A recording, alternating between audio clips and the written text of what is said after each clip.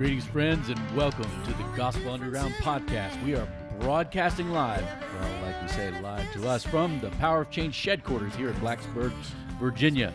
I'm here with my co-host, Jesse Fury. What's up, Jesse? Hey, Reed. How you doing today? Our episode today is episode 1.1. We're calling it The Nature of Our Nature. Well, as we begin today, I have to do a little apology of sorts. In our first episode, we began with a little discussion of a drink called Bai, B-A-I. And I mentioned a Super Bowl advertisement that was done by Justin Timberlake. And I kind of made it sound like Jesse was in here drinking Bai with his pinky up or something. And it was a little unfair. So, Jesse, I need to apologize to you. I was trying to say that the Justin Timberlake kind of thing was lame, but not you drinking Bai. Yeah, that was not cool, Reed. It was definitely... I do like Bais. Yeah.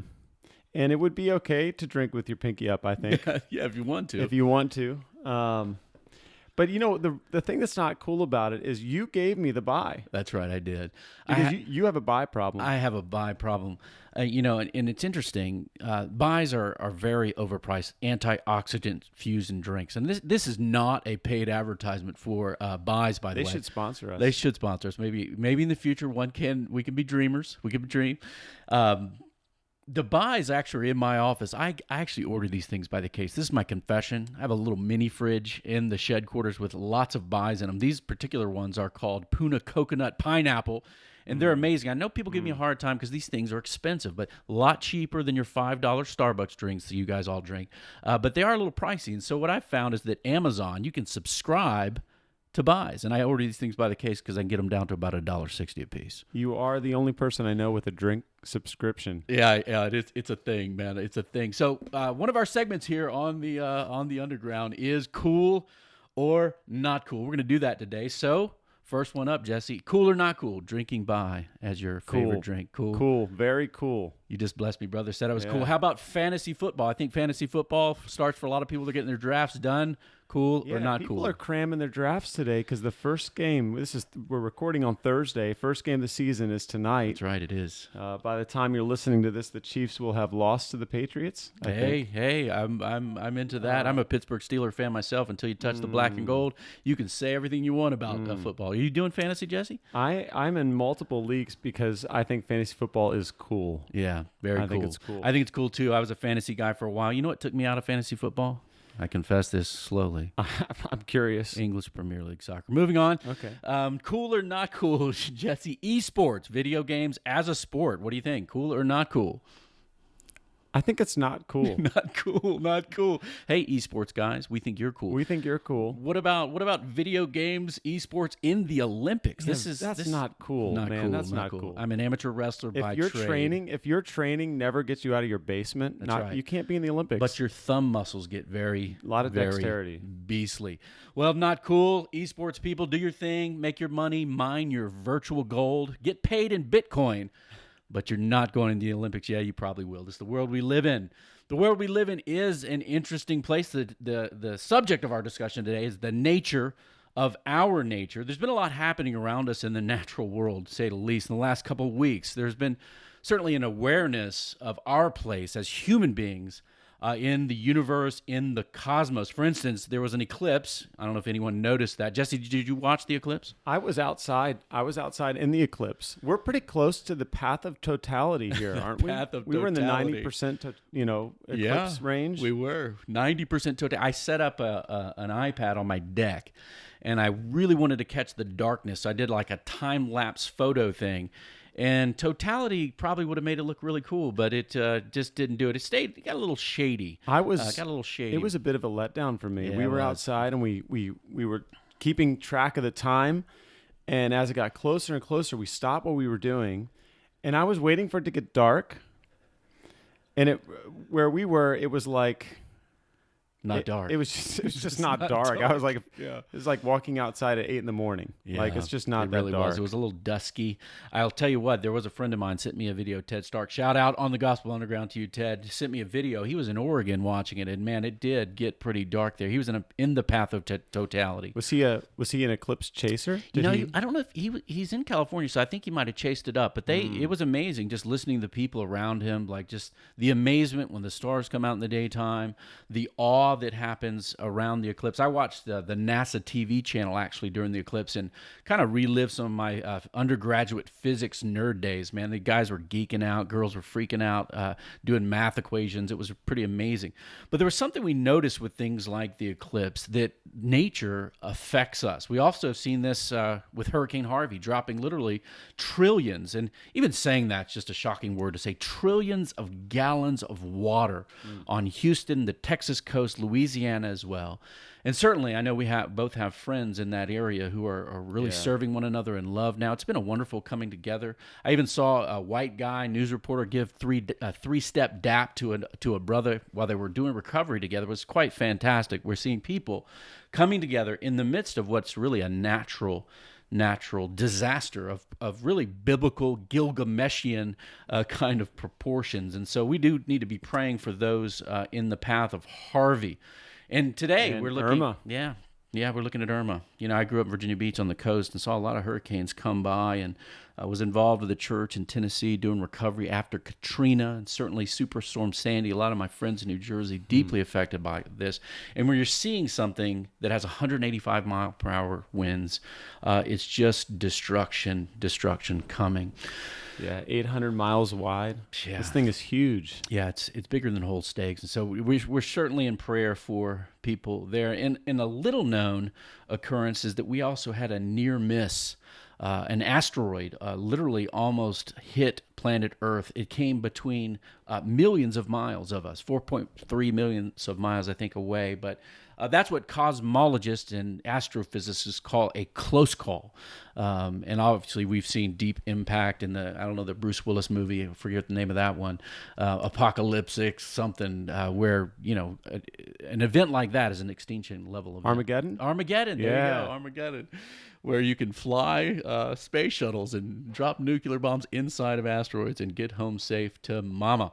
Well, what is our relationship to the environment, right? These things, eclipses that cause great joy for us, and talking about coronas over and over again. I wanted to tip a corona during that eclipse event. And in events like hurricanes, tornadoes, earthquakes, where the very environment that we live in is just an utter threat to life itself. Should we be, in relationship to the universe, to creation, should we be pessimistic, fearful, or hopeful in the face of beauty and awesome, terrifying things? So what do we look at when we see nature? There's a couple words I want to throw out today. The first one is teleology. Jesse, better define that, Reed. Better define that. Comes from the word telos, which is a Greek word, which a lot of times is translated design, but it actually has a little deeper meaning. It has the connotation of design, but more of a purpose or an end for which something is created, or the what is aim. this? That's right, the aim. What's it for? What's the telos of this?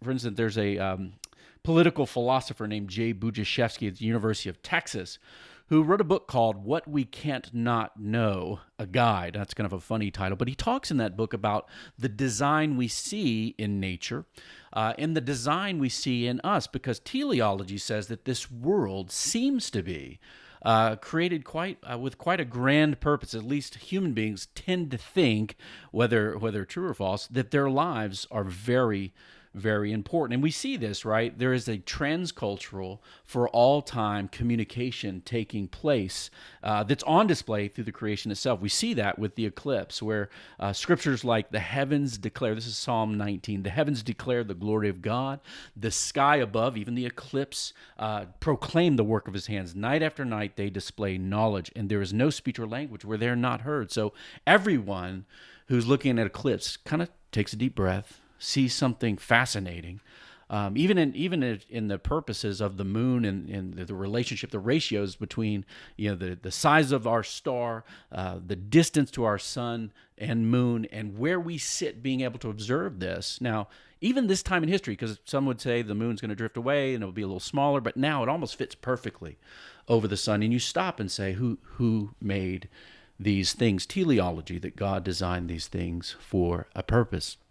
Well, the second word Jesse and I were joking about earlier when we came in here was dysteleology. You want to take a run at what that might mean? Yeah, maybe a things not being the way that they ought to be. When you look out at the hurricane and you think, this isn't right. it's not right that trillions of gallons of water are pouring down and destroying things that God created, things that disrupt the aim for which creation was created, things that make you go, no, this is bad. Yeah. So whereas we'd say there is a design to the world, there's also evidence quite readily available that this world is not Yeah, something is wrong. the way it should be. Yeah. That's right. Something is wrong. And so I think in these events, whether it's watching a meteor shower, seeing something beautiful, standing on a, even where we live out here in the mountains of Southwest Virginia, on a clear night, you can see all the stars. Whereas in certain places where maybe I've lived in the past, closer to large cities, New York City metro, there's more light pollution and you can't see it. But when you see the stars and when you look at the vastness of space and the immense distances in the cosmos, we feel very small, but then that kind of enlarges the heart with beauty. Yeah, I remember driving through New Mexico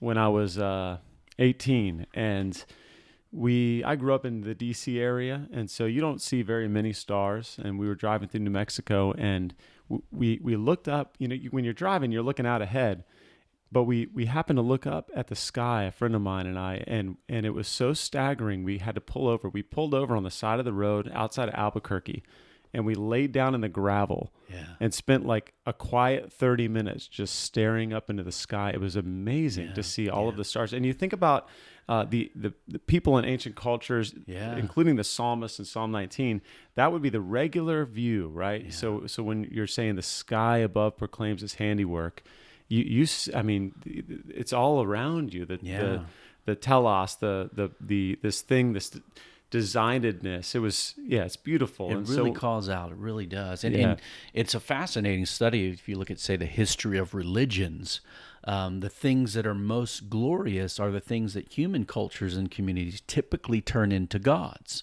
So things like the starry host above, right? And then certainly sexuality or the harvest or the fruitfulness of crops.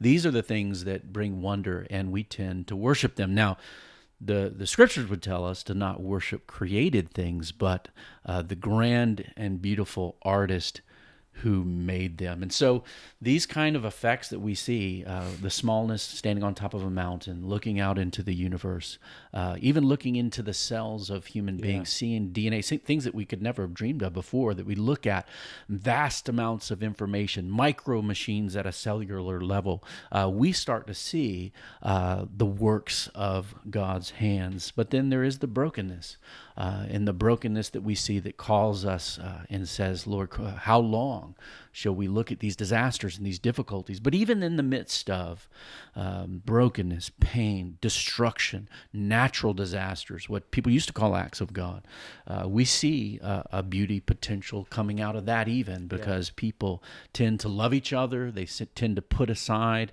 some of the differences and the clamorings for our own place and pride and possessions, and maybe take to heart a little bit, love your neighbor as yourself. If you are looking to help out with Hurricane Harvey, there's lots of organizations that you can help with. Certainly, everyone's going to be pushing you towards the Red Cross. There's other organizations like Send Relief, part of the Baptist Convention, that's doing great work. And then our friends at Clear Creek Community Church in the Houston suburbs, a wonderful church. My friend Chad Clarkson's doing great work. He's kind of like running a situation room, dispatching volunteers, leaders, resources to help. And if you want to go to Houston, you're close enough to go, do go. I know even this weekend coming up, they're wanting volunteers to come in to help muck out houses, clean out flooded and destroyed property. But if you do go, make arrangements with an organized volunteer effort. Don't just show up with someone on someone's list ready to serve. And then also, if you're not in a mental or physical condition to rough it a little bit, don't go there and become someone who needs to be cared for. Go there ready and willing to help. So here's what we see. We see the world is beautiful, but also fearful.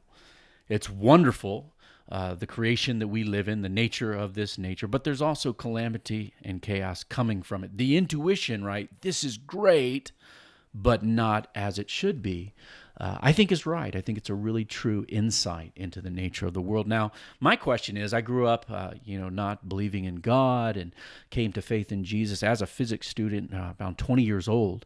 My question was, what view of the world makes sense of both of these? Both of these. For instance, Eastern philosophy would say that suffering is a problem, right? The problem is suffering. Suffering comes from desire. Yoda would teach us this, right, in the Star Wars. I mean, how many movies are there going to be in Star Wars now? They're just straight going for the money. I think it's still pretty good, so I'm in. But Eastern philosophy would say the problem, right, is suffering. Suffering comes from our desires, and if we don't desire anything, then we'll be freed up from suffering. It also gives us the idea that the world itself is an illusion. The concept that we need to get past what is seen to the reality, the essence, the spiritual nature of all things. Or you might look to atheism, materialism, kind of worldview I was familiar with growing up. Well, crap happens on Tuesday, and there's not a real why behind it. There is no telos, no grand design, just dealing with it as it comes. But the philosophy of Jesus of Nazareth, who taught us that the natural realm could be brought back into harmony and restoration, and even the redemption of all things in creation, is part of the good news that he brought, that he will be king, not just over our lives, but over all things. And even some of his miracles demonstrate that. Jesse, what do you think about some of the miracles of Jesus and how they might demonstrate his kingdom? Yeah, I was thinking about how you've got that great miracle when he's on the sea and he's asleep in the boat, right? Mark chapter 4, yeah. Yeah, and there's a storm, and one of the interesting things about the sea in all of the scriptures, the sea is representative of judgment. The sea is this danger. I mean, frankly, if you've been in deep water, Deep water. You're in deep water. You're in deep water. I mean, you know the terror of the sea, and the sea. So they're crossing the sea, and the storm comes, and his friends are panicking, and he's sleeping, and when he comes out, he stills the storm. He takes the chaos and he brings it back into created order. Yeah. And he does it with a word, and he demonstrates that he is not number one. He demonstrates that we should have faith that God has a plan. Yeah. But also he demonstrates his sovereign power. He with a word controls these things, and that he gives us this teleological hope that one day, with his word, things will come back into order. The sea will be stilled. And in fact, there is no sea, so to speak, in the new creation. There's the hope of this world being back to the way it ought to be, without the threat of judgment. And Jesus stands over all of it. His miracle, so I was thinking about him in the boat and just stilling the storm. All that quite literally is swirling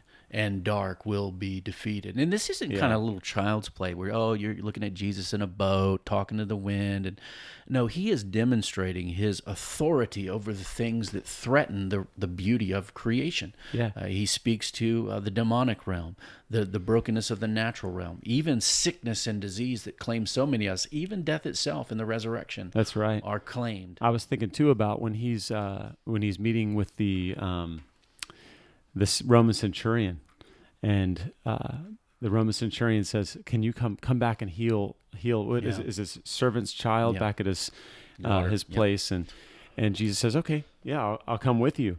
And the centurion says, "Well, no, I understand what it is, to be a man under authority. Under authority. When I say the word, my people go and they do this thing and they do that thing," and Jesus then brings him forward and highlights him as a model of faith. But here's the thing it's not just that he had faith that Jesus could do something. It's really faith that Jesus is sovereign over the spiritual world. That's that right. Jesus, in the same way that the centurion is sovereign over this Roman army, he's sovereign over the spiritual and physical world. And so he stands. So it's really, these are miracles of hope that we're hoping in Jesus to reign over all things and bring it all back together. That's right. When he said, when he said that, I'm a man under authority, he said, just say the word. And I think many times we would like that, God to say the final word, because after all, the storm still rages, even right now. Some dear blessed people are in the path of a rampaging hurricane. Could God just say the word and stop it? Well, of course. But one of the things that God, particularly in the person of Christ, shows us is that he has both authority and presence. Yeah. He's present with us in our brokenness. Jesus even himself took on our brokenness, even death itself, to show that within it he could triumph. And so within the storm, God sometimes speaks to people out of the storm. In the book of Job, we see God speak out of a tempest, that God will meet us in both the physical, literal storms and metaphorical storms of life. And his word will be final. So he will bring us through the storm, triumph over death itself, and bring us into the world where the deep waters are no longer called to prevail over us. And this is our hope. Yeah, I think in the new creation, you're going to be able to see the bottom of any body of water, right? Yeah. You have to be able to, because it's too scary if you can't. I was recently speaking to a group of missionaries, literally people that are serving Christ from the UK all the way over to the Ukraine. And on the back end of that trip was in Italy. Shout out to my team friends. My wife and I got 2 days of just recreation and rest up by a lake near the Switzerland-Italy border in the Alps. And I was shocked, because I've looked into some water in many parts of the world that, maybe a little sneakies inside there. You know what's in there. This water was clear all the way down. And the beauty of it, even in that itself, the crystal sea we might see as a picture in the kingdom, I think that's exactly right. The fear is gone. Waters can be tread upon, and the resurrected king shall win. Well, Jesse, it's I hear that sound coming, so it's about that time. Time for you to take us to church. So one of the things that we do care about is both people in the world and in the church. We want to see more people meet Jesus, become part of this family. But there's a tendency right today of people to drift and say, well, I'll just kind of maybe sit in my pajamas, listen to some spiritual content either on the internet or television on their smartphone, and not actually be part of a local faith community. Jesse, what would you say to that? Yeah. Well, a churchless Christian, right? I mean, there are a lot of them now. Really, it's kind of an oxymoron, because here's what I mentioned in our first podcast that we used to drive to church with my friend's dad, who would roll the window down and call them turkeys. Yeah, go to church, you turkey. So this is my go to church, you turkey argument for our listeners here. So we're going to start with take them to church by just saying, go to church. I want to highlight some things in a recent article in the Fall Comment magazine, which you can find a link on our show notes. We'll put it in the show notes for you. Yep. Click on it. The issue is called A Church for the World, and there's an article by Marilyn McIntyre called Choosing Church. Great article, and I'm actually gonna just sort of highlight some things from that article. So she gives some reasons to skip church. So there are reasons to skip church, right? Some churches are like an exclusive club where you've got maybe an unspoken dress code or Christianese, or there are churches where you come to them and you walk in and I don't belong here. Not for me, man. Yeah. Not for me. Some churches offer easy, oversimplified sermons that don't address the nitty-gritty of everyday life. Yeah. Gloss over them. Really, there are a lot of different ways to have bad sermons, right? Yeah. Some are poor imitators of pop culture. Yeah. I'm not going to go in on that. Yeah, out. Some are poor imitators of pop culture. Some are boring. Some are partisan. Yeah. Right? So you go in there and this is a Republican church. Yeah. Which this is a whole nother. We'll cover this in another podcast. We'll take a small episode to talk. But about I do want to say the church is a political thing, right? Because politics is really about people, and the church is a representative of the kingdom of God among the people. And so the church has to be a political institution, but it does not. It can't be a partisan institution. That's right. It's not a Republican or a Democratic or a Democrat. It doesn't represent a party. But here are some reasons. And Jesus was a libertarian then. No, I'm just kidding. No, the kingdom, right, should critique all of us. And that's so right. if Jesus never critiques your politics may become your king. That's good. So reasons to go. A healthy church will help you get over yourself. So it invites you into a narrative that's much larger than the self-centered ones we all live. Most of our life is really, when I wake up in the morning, my life really revolves around me. It's like I'm the only person in the world, really, and everyone else sort of comes to. When I'm not in the shed quarters, you don't exist, Reed. That's right. And what happens when you come to church is not only are you around people, but you're brought into this narrative that reminds you that I'm a small player in a really big story. Right. It helps you become a part of other people's lives. It invites you to be a servant and a learner, which you don't get those kind of invitations in everyday life. That's right. A healthy church will allow you to acknowledge your guilt and experience forgiveness. Yeah. This is another thing that you don't find. You can't find that in really any other civic institutions where you can confess. Because here's the thing: we all have a sense of shame and a sense of guilt, and we don't know what to do with it. Yeah.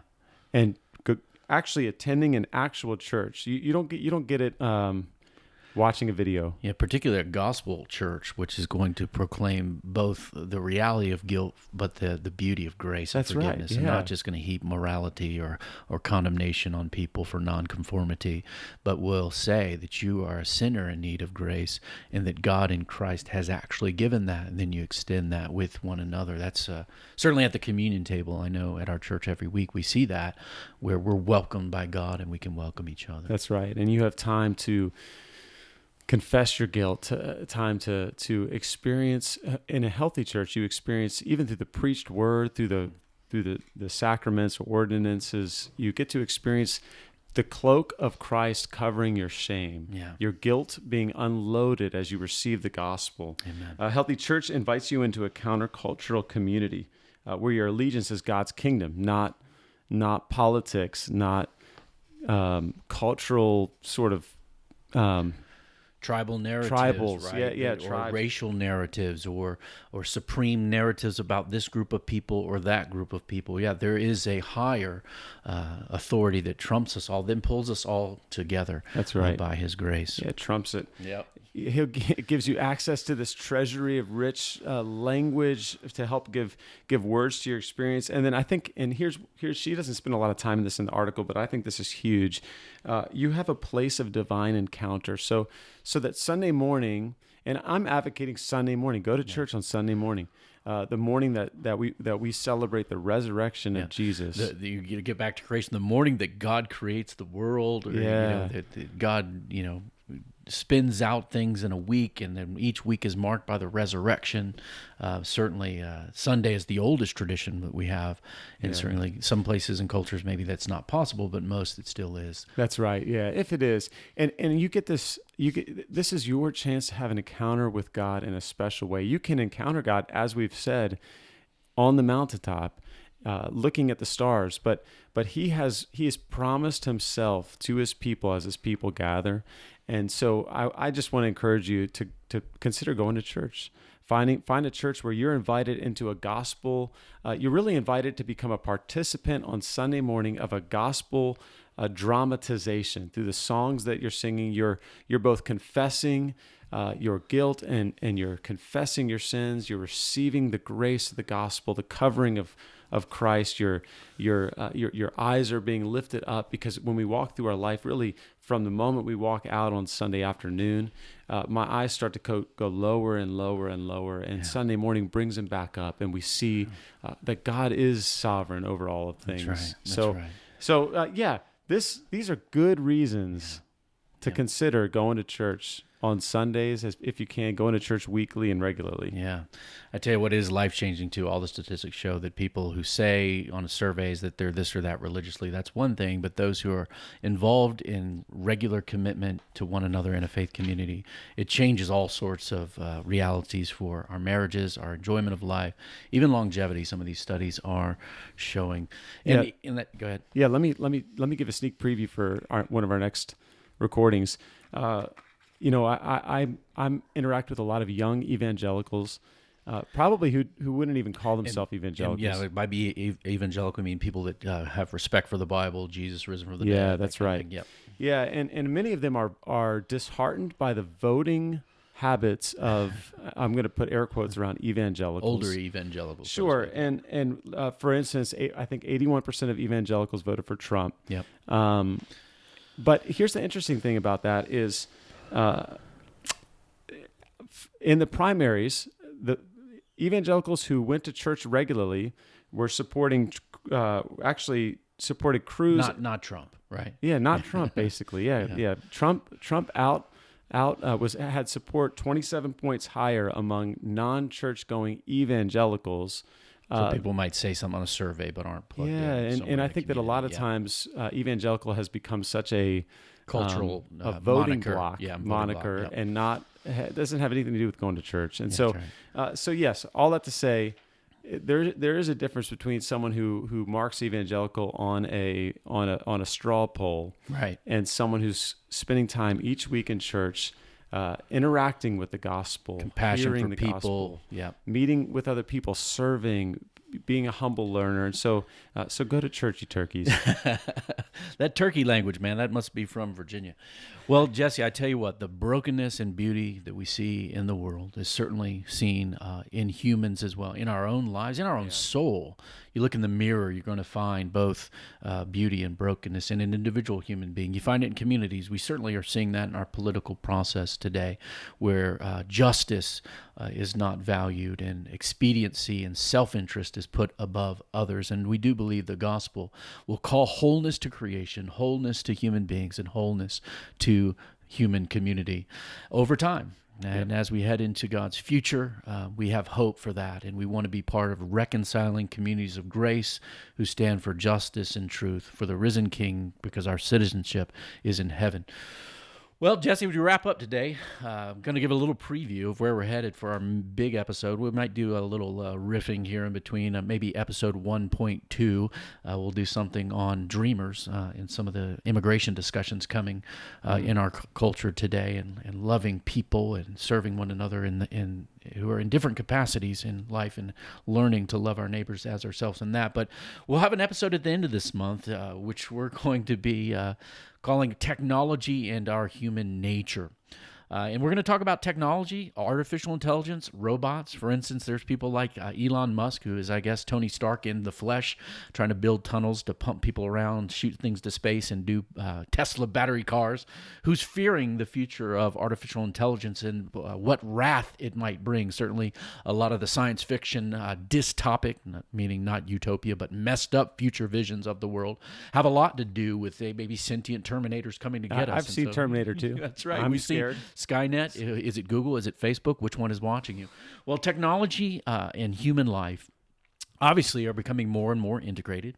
Is that good? Is that bad? What are the risks? What are the potentials? We're going to talk about that philosophically, theologically, and looking at what our human creations say about God's unique creation of human beings and our human capacity to create both wonders and maybe chaos through our technological creations. What on earth will our technology bring us? Join us in a couple of weeks right here on the Gospel Underground for that discussion. It is going to be on. We're even going to, after that discussion, get a friend on who's a technologist, a professor of wireless technology. His name is Mike. I want to call him Wireless Mike, if he'll let us call him that. Wireless Mike. Wireless Mike is going to be with us to talk from the field, so it will, as it were, from technology.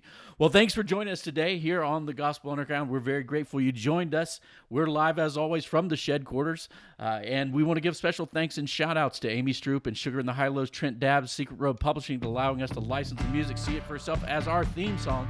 And the Gospel Underground is a joint production of Power of Change and the Bonhoeffer House. We are a dialogue taking place on the borderlands between the church and culture, and we hope to see you there this week. Help out with your gifts if you can. Take your time to get there. Peace.